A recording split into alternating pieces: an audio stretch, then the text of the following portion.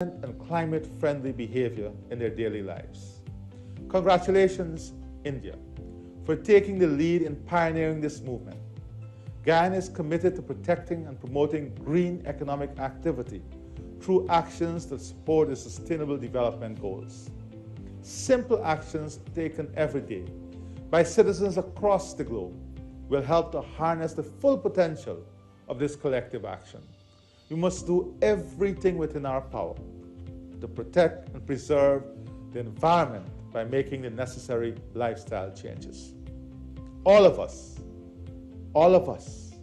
we have an individual and collective responsibility as a family of humanity to do our part in protecting and safeguarding our environment so that future generations can enjoy the beauty of the world we live in.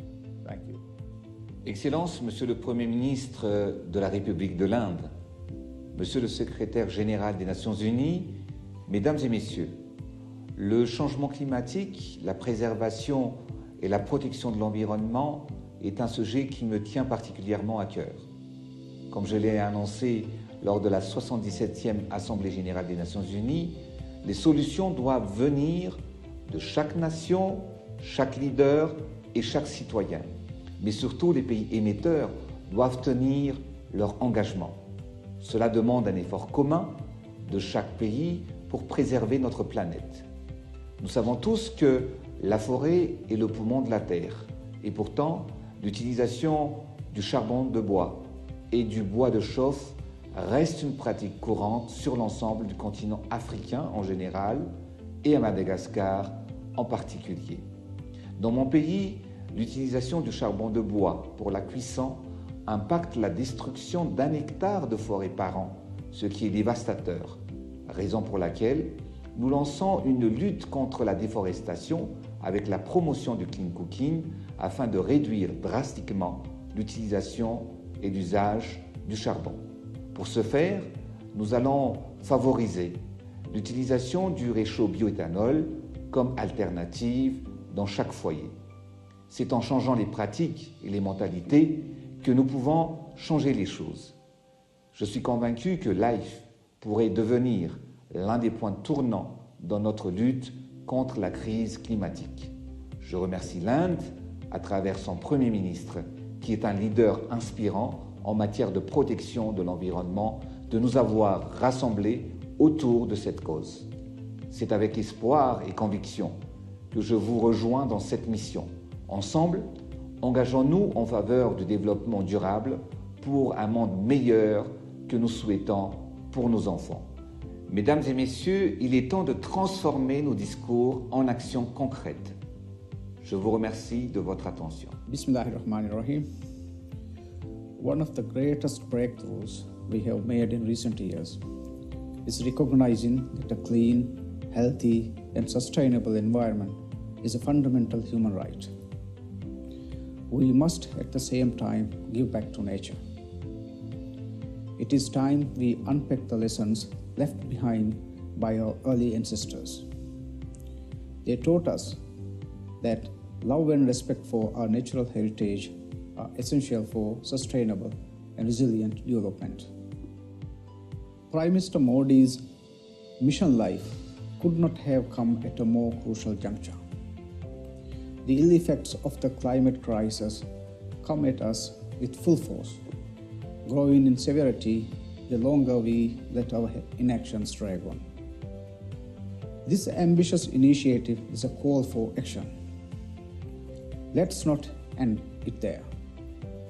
You see, the best chances of our very survival is on our own hands.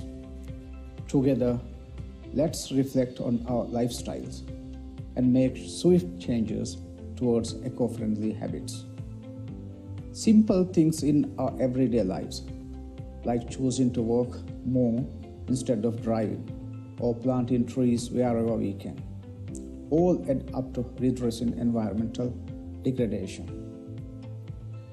Individual actions may appear insignificant on their own, but when pulled together, they have the power to spur transformative impact. Modi stands with the pro-planet people of India. we will do our part to make sure the health and wealth of our planet survive to benefit tomorrow's generations. Governments are joining hands with businesses around the world to address environmental issues. However, policy reforms and economic initiatives are not enough to save our planet. Lifestyle changes at the individual level and behavioral changes at the community level are needed to reduce the strain on the environment. I therefore strongly support the movement launched by Prime Minister Shri Narendra Modi ji to build on good practices at the level of individuals, communities and institutions in order to accelerate the transition to a more sustainable future. If human activities continue at the present pace, by 2050 we will need 3 planets to sustain our way of life. Business as usual is no longer an option. Allow me to end with a quote of Mahatma Gandhi.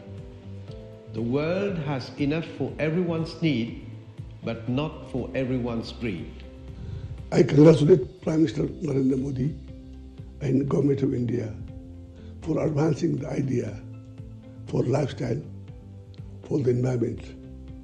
This is a pioneering movement that can help fight climate change and achieve SDGs, to build on the idea that positive changes in individual actions and behaviors are the key parts of the climate solution that the world urgently needs. I thank the organizer for giving Nepal this opportunity to express our support to the pioneering movement such as LiFE, as well as express the need for work collectively to save our planet for better future of our people.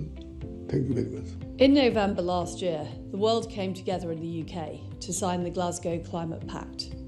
It was a landmark deal. It showed that governments are ready to take decisive action on climate change and that we must all keep increasing our ambition. Now the energy crisis is showing once again that we need to go further and faster. As democracies, we must work together to secure energy independence and protect our economies. That's why we're turbocharging our rush to renewables. We're investing with partners like India to help build vital climate infrastructure. And we're working together to turn our net zero commitments into action. It's a real pleasure to join Prime Minister Modi in launching the LiFE initiative today, and I commend India's leadership. This is all about helping people make greener choices and live more sustainable lives. So let's keep making those long-term choices, let's keep leading the way, and let's take another big step forward together in Sharm el-Sheikh next month and with India's G20 presidency next year.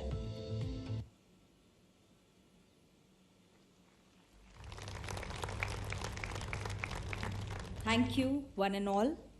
Ladies and gentlemen, the august presence of Honorable Secretary General of United Nations, Mr. Antonio Guterres, is gracing the occasion today.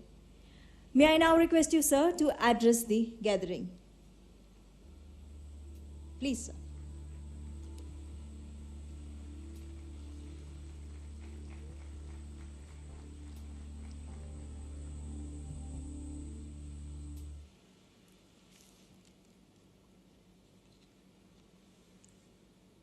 Honorable Prime Minister Modi, Excellencies, dear friends, I'm honored to be with you at the Statue of Unity to launch the Lifestyles for the Environment initiative. In these perilous times for the planet, we need all hands on deck. And I know that sometimes the enormous scale of a challenge might be reason enough to throw up one's hand in resignation. And there isn't a larger challenge in our world today than the climate crisis. But this Lifestyles for the Environment initiative is designed to highlight an essential and hopeful truth. All of us, individuals and communities, can and must be part of the solution of protecting our planet and our collective future. After all, overconsumption is at the root of the triple planetary emergency of climate change, biodiversity loss, and pollution. We are using the equivalent of 1.6 planet Earths to maintain our lifestyles. And that great excess is compounded by great inequality. The combined greenhouse gases emissions of the richest 1% are more than twice the poorest 50%. So we need to urgently transform our economic systems to make them friendly to the planet and to make them equitable so all can have equal opportunity to thrive in developed and developing countries. Each one of us will have to learn to live sustainably and reduce our environmental footprint by saving energy and reducing pollution and waste, by using less plastic, by taking advantage of clean cooking technologies, by eating more sustainably and not throwing away food, by using renewable energy, and by making our money count as consumers by supporting sustainable products. And many other examples we have seen in the wonderful film that has started this ceremony. And we also need to be speaking up and demanding the leaders to support clean, green lifestyles and ambitious climate action. This is the mission of the Lifestyles for the Environment initiative that I hope can spread throughout the world. Dear friends, I am immensely encouraged by the commitment that India has made to pursue environmentally sound policies. These efforts include a pledge to significantly increase investment and deployment of renewable energy, championing the International Solar Alliance, and joining the High Ambition Coalition for Nature and People, which aims to protect and conserve 30% of the world's ecosystems by 2030. I also congratulate India on its upcoming G20 presidency. The G20 accounts for 80% of global greenhouse gas emissions, but it also represents 80% of global GDP. So the G20 combined has the resources, the know-how and the power to end our war against nature and set us on course to more sustainable living. And central to that goal is the urgent need to pivot from economies based on fossil fuel consumption to economies powered by renewable energy. A revolution in which developed countries must invest massively, financially and in technological support to allow emerging economies themselves to also be able to present more ambitious targets. And the world counts on G20 economies to lead the way in progressively ending the use of coal by 2030 in OECD countries and 2040 in non-OECD countries. Developed countries must follow through on their commitments to provide meaningful financial and technological support to countries like India throughout this transition. We need to unleash a renewables revolution, and I look forward to working with India in driving this agenda forward. Dear friends, in 3 weeks, world leaders will meet in Egypt for the next United Nations Climate Change Conference, COP27. COP27 represents a key political opportunity to rebuild trust and accelerate action across all the pillars of the Paris Agreement: adaptation, mitigation, finance, and loss and damage. Full implementation of the financial commitments made in Paris, a quantum leap in support to adaptation in developing countries, and measurable progress and serious progress in loss and damage are essential conditions to reestablish trust between developing and developed countries around the world. With its vulnerability to climate impacts and its massive economy, India can play a critical bridging role. We have no time to lose. We are in imminent danger of failing to meet the goal of limiting global temperature rise to 1.5 degrees Celsius. And our global goal has to be net zero emissions by 2050. And to achieve this, we must collectively halve global emissions from 2010 levels by 2030. And as the LiFE initiative highlights, every citizen has a role to play. And that includes everyone, everywhere, using their voice to urge their leaders to take much-needed ambitious climate action. Dear friend, as the Prime Minister of Mauritius has recalled, Mahatma Gandhi reminded us that the world has enough for everyone's need, but not enough for everyone's greed. That perfectly captures the situation we face now. Unfortunately, for the time being, greed is prevailing over need, and we need to reverse this trend. The planet is able to support each and every one of us, but we must treat its resources with wisdom and respect. So today, let us pledge to alter our economies and our lifestyles so we are able to share Earth's resources fairly and take only what we need.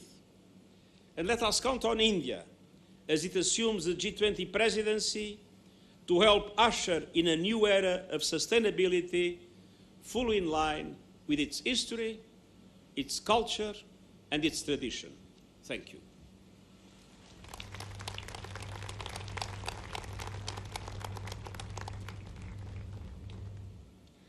Thank you, Honorable Secretary General, for your inspirational words.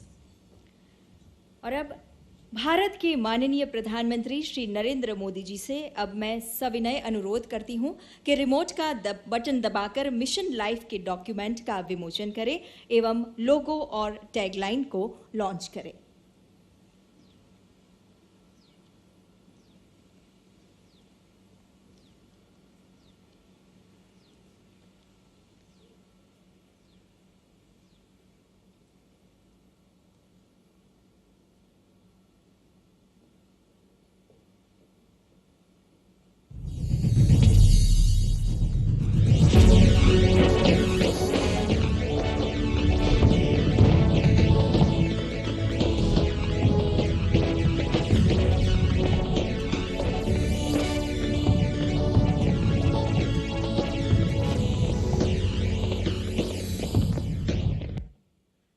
Dignitaries,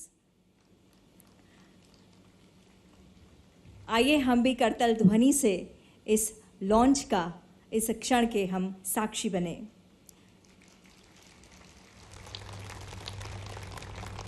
देवियों और सज्जनों, प्रकृति के संवर्धन की संस्कृति को life के नूतन मंत्र से विश्व भर में उजागर करने की प्रेरणा आदरणीय प्रधानमंत्री जी ने दुनिया को दी है, जिनकी दूरदर्शिता समूचे विश्व को प्रभावित और लाभान्वित करती है। ऐसे वैश्विक नेता भारत के यशस्वी प्रधानमंत्री श्री नरेंद्र मोदी जी से अब सादर अनुरोध करते हैं आपके मार्गदर्शन के लिए।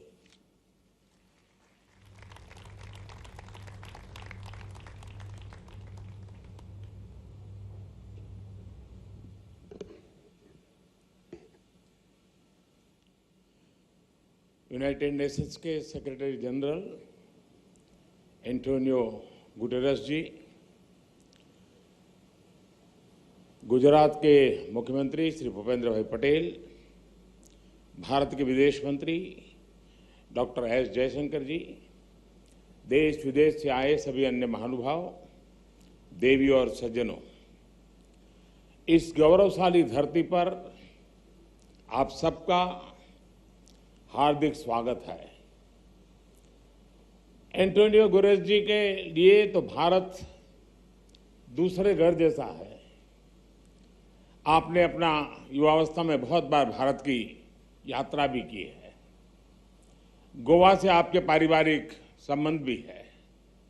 मुझे ऐसा लग रहा है कि मैं गुजरात में आज अपने परिवार के ही किसी सदस्य का स्वागत कर रहा हूं।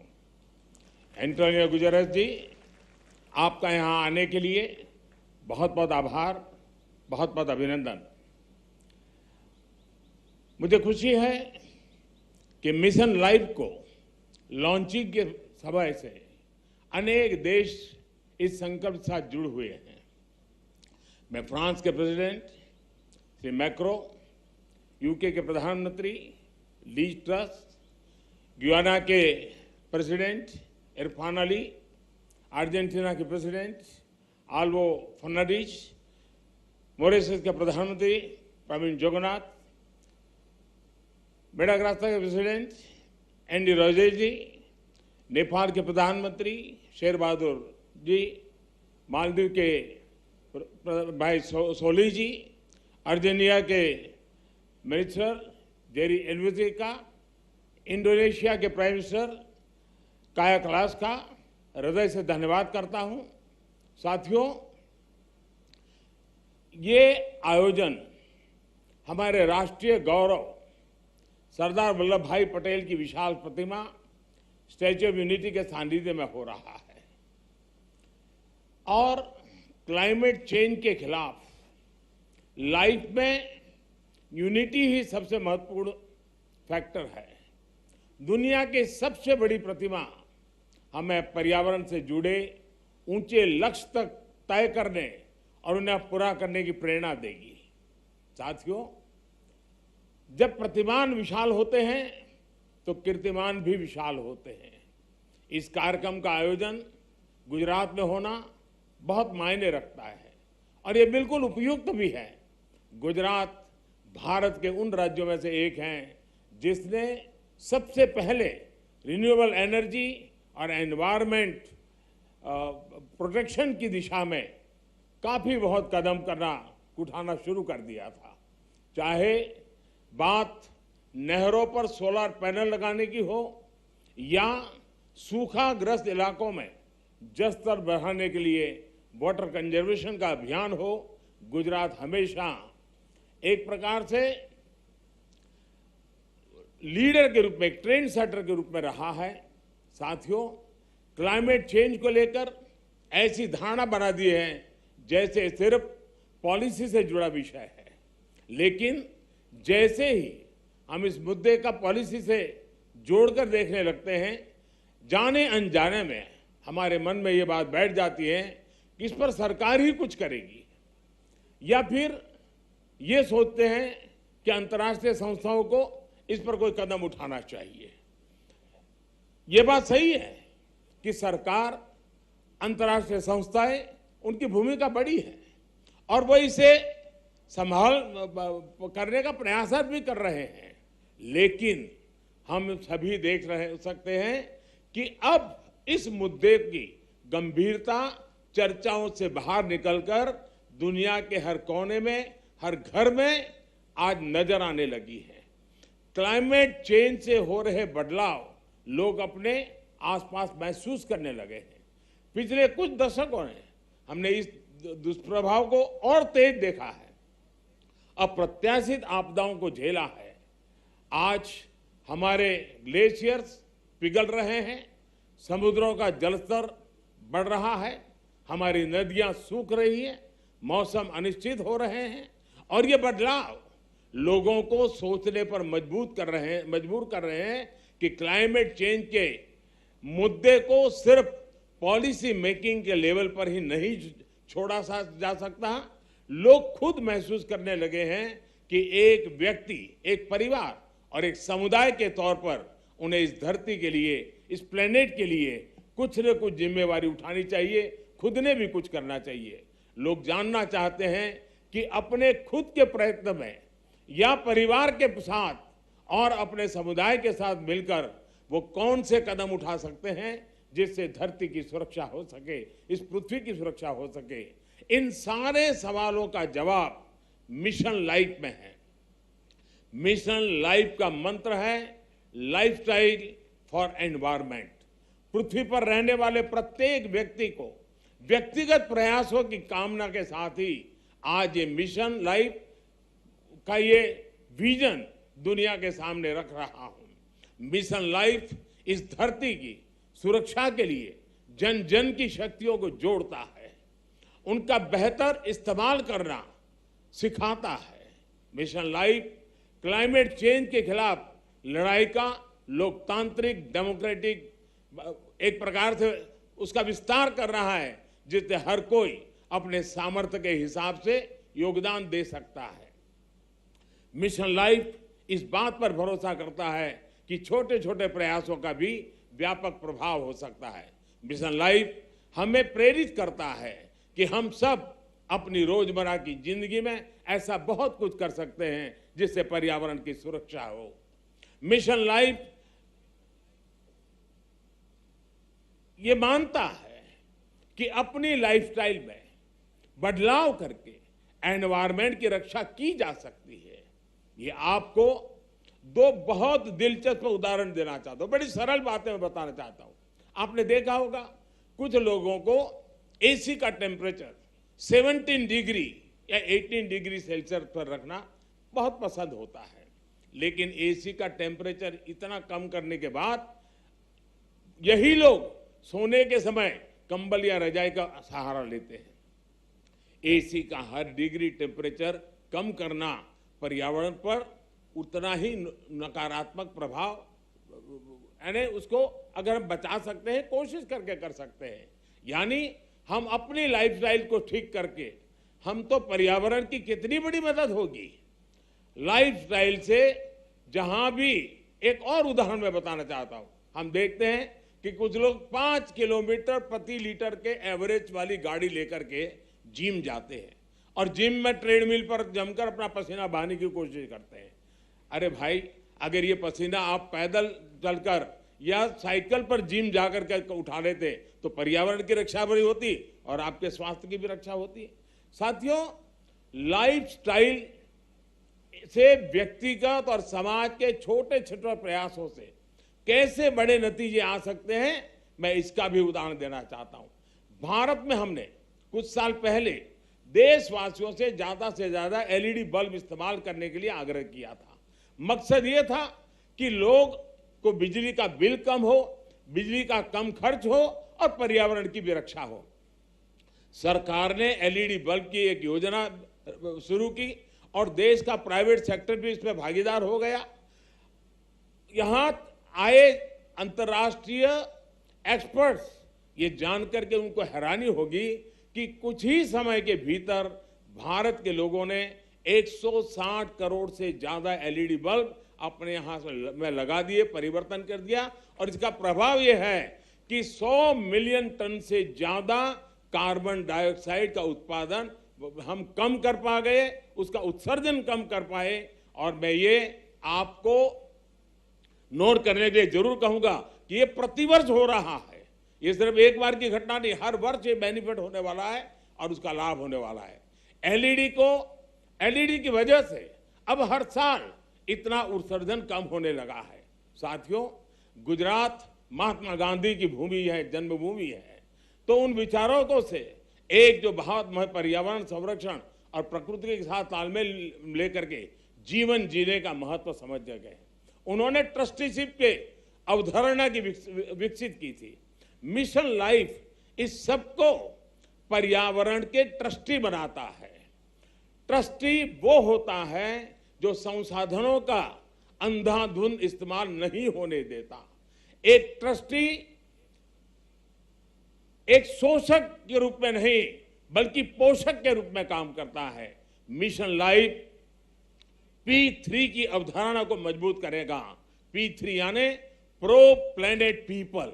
आज हम एक ऐसी दुनिया में जी रहे हैं जहां इस बात की चर्चा रहती है कि कौन किस देश या गुट के साथ है और कौन किस देश या गुट के खिलाफ है।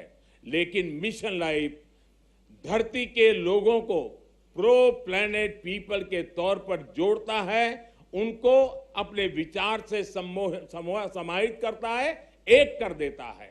ये लाइफस्टाइल ऑफ द प्लेनेट, ये lifestyle of the planet, for the planet and by the planet की मूल सिद्धांत पर चलता है। साथियों, अतीत से सीखकर ही हम बेहतर भविष्य का निर्माण कर सकते हैं। भारत में हजारों वर्षों से प्रकृति की पूजा की समृद्ध परंपरा रही है। हमारे वेदों में भी बहुत सटीक तरीके से कहा है कि जल, जमीन, वायु और सभी प्रकृति प्रदत्त चीजों का महत्व समझाते हैं। जैसे अथर्ववेद कहता है, माता भूमि ही पुत्रो हम पृथ्व्या, अर्थात पृथ्वी हमारी माता और हम उसके संतान हैं। रिड्यूस, रीयूज एंड रिसाइकल और सर्कुलर इकोनॉमी हमारे वर्षों से हम भारतवासियों की लाइफस्टाइल का अंग रहा है।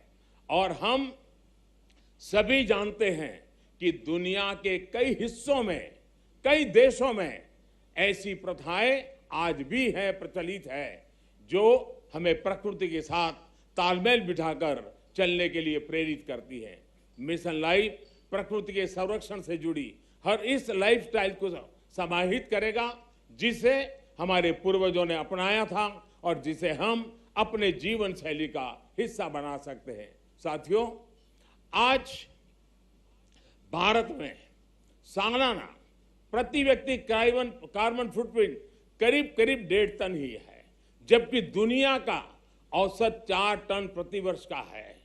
फिर भी भारत क्लाइमेट चेंज जैसी वैश्विक समस्या के समाधान के लिए सबसे आगे आकर काम कर रहा है। इसने उज्ज्वला योजना शुरू की ताकि कोयले और लकड़ी से धुएं से मुक्ति मिले। हम वाटर सिक्योरिटी को ध्यान में रखकर भारत में हर जिले में 75 अमृत सरोवर आज बनाने का बहुत बड़ा अभियान चला रहे हैं। हमारे यहाँ वेस्ट से वेल्थ पर अभूतपूर्व बल दिया जा रहा है। आज भारत के पास विश्व में रिन्यूएबल एनर्जी को चौथी सबसे बड़ी क्षमता के रूप में हमने उभार पाए हैं।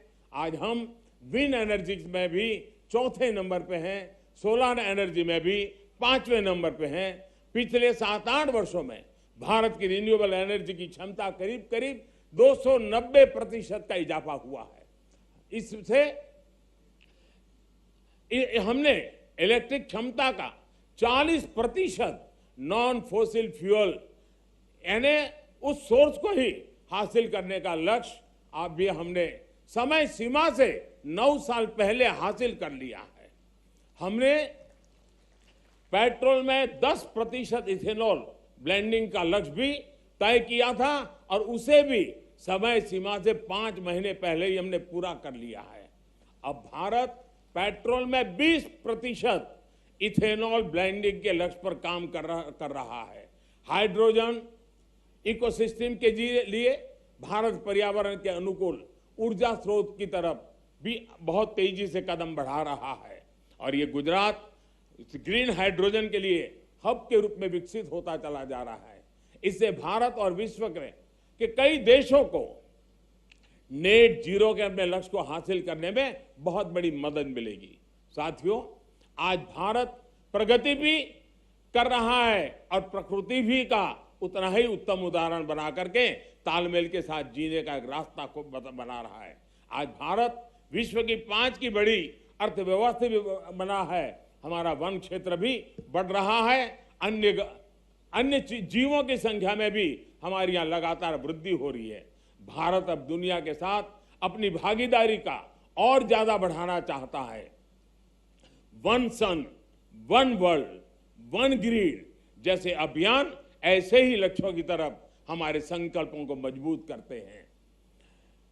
Coalition for disaster resilient infrastructure, इसके निर्माण का नेतृत्व करके भारत पर्यावरण सुरक्षा के प्रति अपनी अवधारणा से दुनिया को अवगत करा चुका है। मिशन लाइफ इसी कड़ी में एक अगला कदम है। साथियों, सेक्रेटरी जनरल एंटोनियो गुटेरेस मेरी इस बात से सहमत होंगे कि जब भी भारत और संयुक्त राष्ट्र ने मिलकर काम किया है, दुनिया को बेहतर बनाने को नए रास्ते मिले हैं। भारत ने अंतर्राष्ट्रीय योगा दिवस का प्रस्ताव दिया था, जिसे संयुक्त राष्ट्र को समर्थन दिया था और आज संयुक्त राष्ट्र के समर्थन के कारण दुनिया के करोड़ों लोगों के स्वस्थ जीवन की प्रेरणा का योग एक कारण बन गया है। वैसा ही एक उदाहरण इंटरनेशनल ईयर ऑफ मिलेट का है। भारत अपने पारंपरिक और पर्यावरण के अनुकूल मोटे अनाज से दुनिया को जोड़ना चाहता था। संयुक्त राष्ट्र ने इसका भी समर्थन किया। हम अगले साल इंटरनेशनल ईयर ऑफ मिलेट मनाने वाले हैं, लेकिन अभी से दुनिया भर में इसकी चर्चा प्रारंभ हो चुकी है। मुझे विश्वास है कि संयुक्त राष्ट्र के समर्थन से मिशन लाइफ को विश्व के हर कोने में, हर देश में, हर नागरिक तक पहुंचाने में बहुत बड़ी सफलता मिलेगी। हमें एक मंत्र को याद रखना है, प्रकृति रक्षति रक्षिता। अर्थात जो प्रकृति की रक्षा करते हैं, प्रकृति उनकी रक्षा करती है।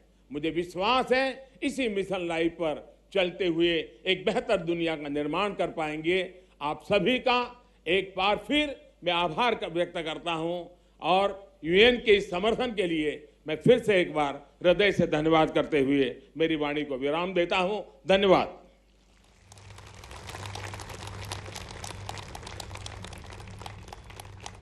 बहुत बहुत धन्यवाद प्रधानमंत्री महोदय आपकी इस प्रेरणा के लिए, लाइफ के इस महाअभियान की शुरुआत करवाने के लिए।